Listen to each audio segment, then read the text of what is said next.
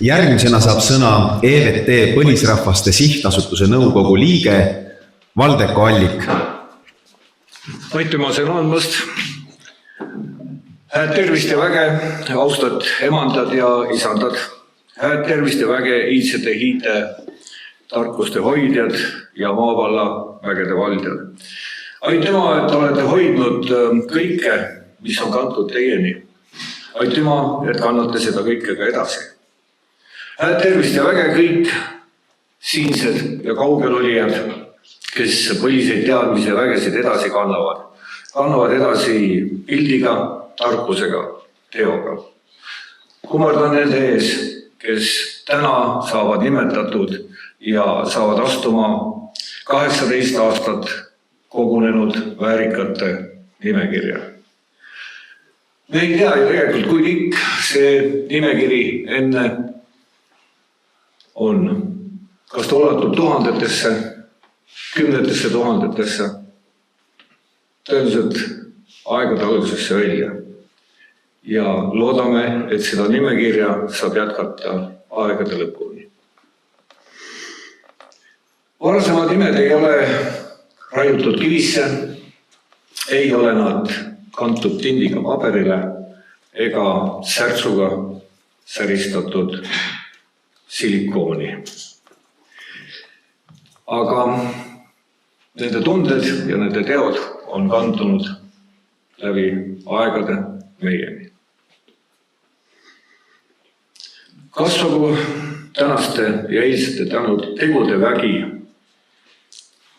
kasvagu hiietarkuste tundjate ja kaitsjate hulk. Andkem hiitel elada ja maavallal väge koguda. Nii saab rahvas jälle endale tagasi pinna, kuhu sügaval ajada oma juured, et kasvada tugevaks. Et elada üle tormid, sõjad või mis iganes meie teele veeretatakse. Tänane päev on ilus, pühalik, armas. Päikegi tuli välja, ennast üle pika aja näitama jälle. Paistab ta siia tuppagi. Aga tooksin natukene argipäeva siia tagasi, sest ei ole meil olnud väga palju aruande võimalusi ja tahangi tutvustada natukene seda, millega siis sihtasutus vahepeal on hakkama saanud, mis on toimunud Põlisrahvaste koostöökogude. Eelmisel Hiieväe sündmusel siitsamast kõneles teiega Toikakaja. Vahepeal on saabunud talv, siis kevad, siis suvi, oleme jälle sügises ja Põlisrahvaste sihtasutus koos maakoguga, maakogude ja koostöökoguga ei ole istunud rüppes kätega. Aasta tagasi sai Kaja rääkida 3 maa nimel. Siis kui puud lehte läksid kevadel, said kokku juba 6 maa esindajad, kes allkirjastasid vastastikuse tunnustuse lepingud.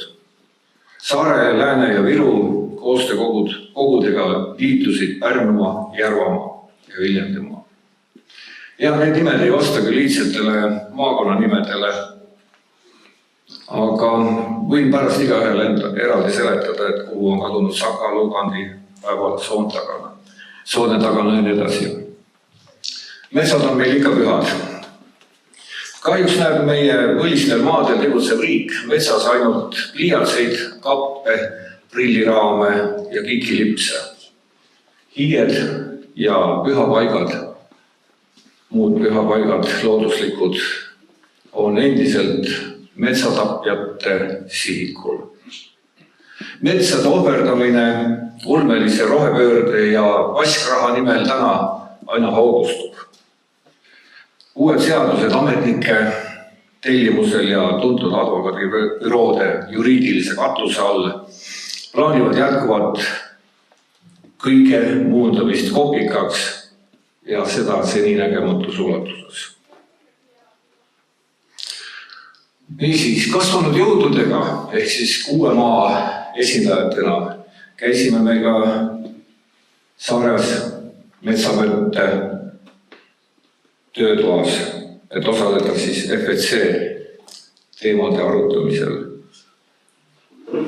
Meile jäeti väga vähe aega, et koostada omapoolne riskihinnang FSC uue sertifikaadi kehtestamiseks.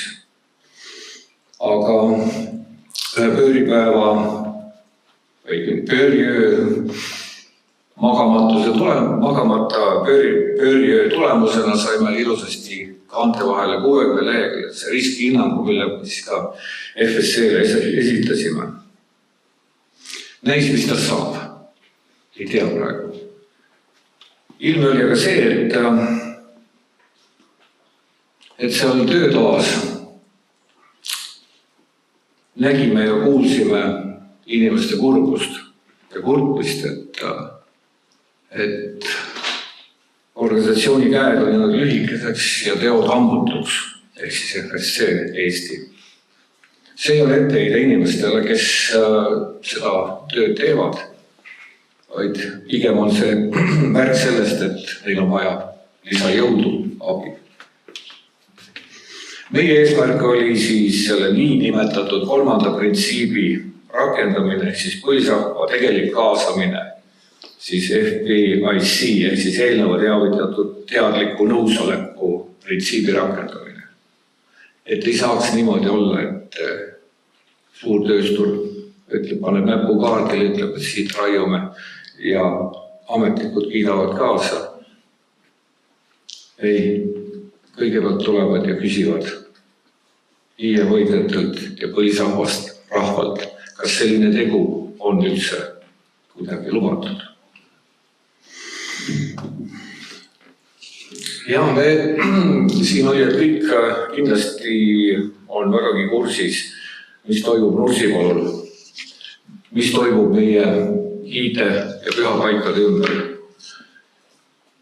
Kindlasti olete paljud juba näinud ka seda, mis laastamistööd allikate kallal toimetatakse Rail Balticaga. Aga toon siia täna ühe sellise kurva sõnumi Pärnumaalt, kus ma ise olen. Et praeguse Pärnu linna territooriumil laastatakse loodust 3 valla, ütleme 3 kihelkonna piirikivi ümbruses. See siis Tõstamaa, Audru ja selliste kunagiste kihelkondade piirikivi. Sinna on keegi võtnud plaaniks rajada kõigepealt laskemoona ladu ja siis sõjatööstus. Ole kahju, et tõin sellised kurvad noodid, aga usun, et IT-tarkus ja maavalla vägi ei heitu, vaid saab uut jõudu senisest suuremaks viivasirutuseks.